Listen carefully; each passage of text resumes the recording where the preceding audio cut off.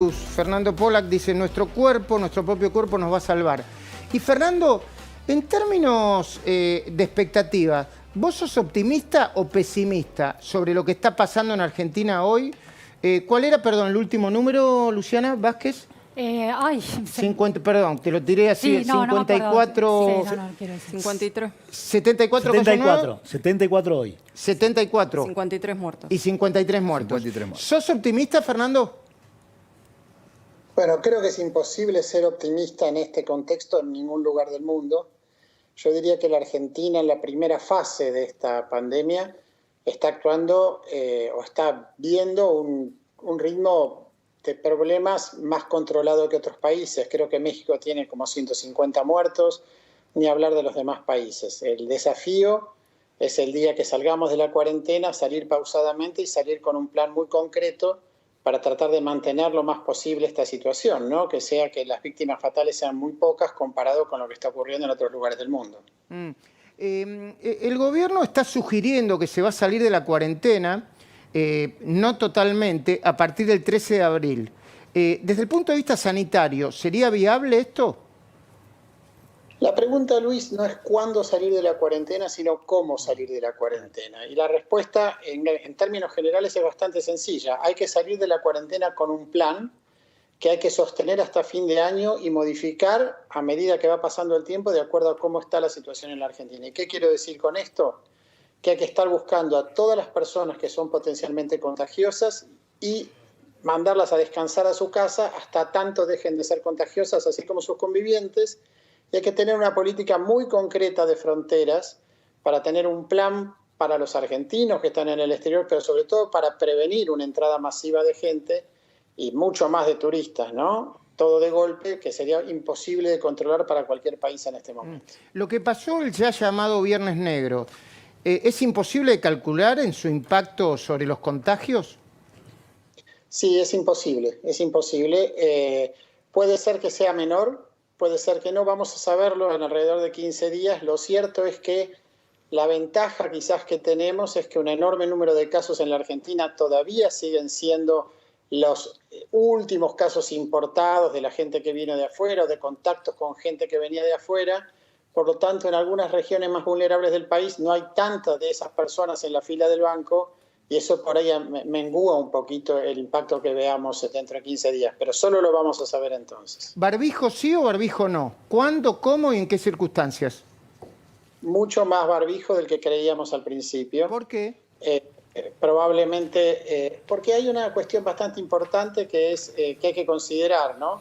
Primero, barbijo para los médicos y barbijos seguros para los médicos que realizan procedimientos con pacientes con coronavirus. Eso es lo primero. Porque cuanto más coronavirus uno recibe en los pulmones, peor le va. Y los médicos están muy expuestos a esto permanentemente, por lo tanto, esa es la población que tenemos que proteger más que nadie.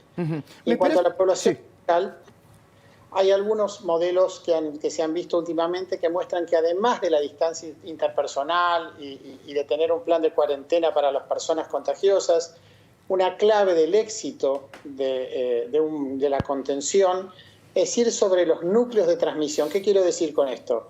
Constitución, Retiro, las grandes ferias de alimentos, los lugares donde pueden entrar un par de personas infectadas es en un zafarrancho. Entonces, esos son los lugares donde uno tiene que pensar a futuro la posibilidad de usar barbijos. La idea de test para terminar con los barbijos, es una idea, para terminar con el virus, ¿es una idea positiva? No, es lo mismo. Test es correr atrás de un velocista con 250 kilos. No se puede alcanzar eso. Lo que sí hay que saber es para qué testear.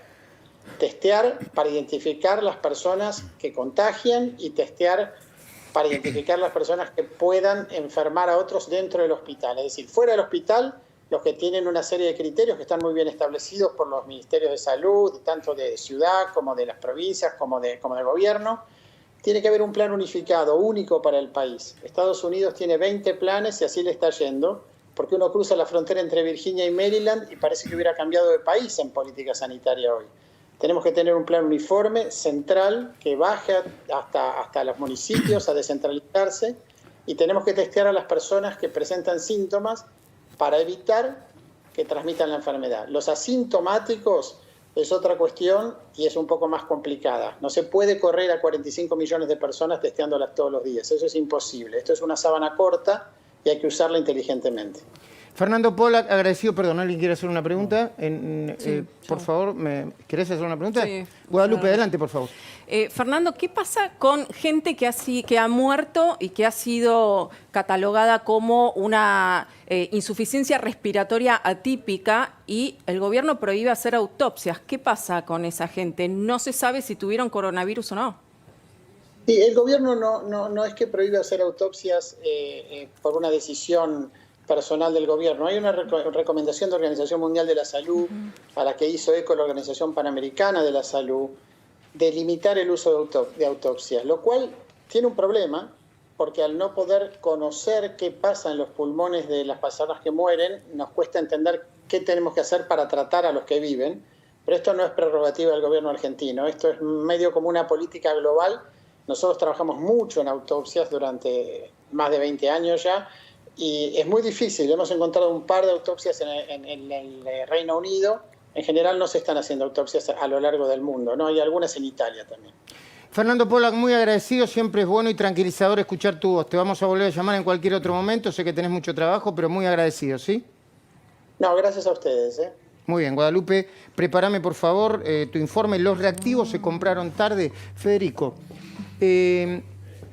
por momentos...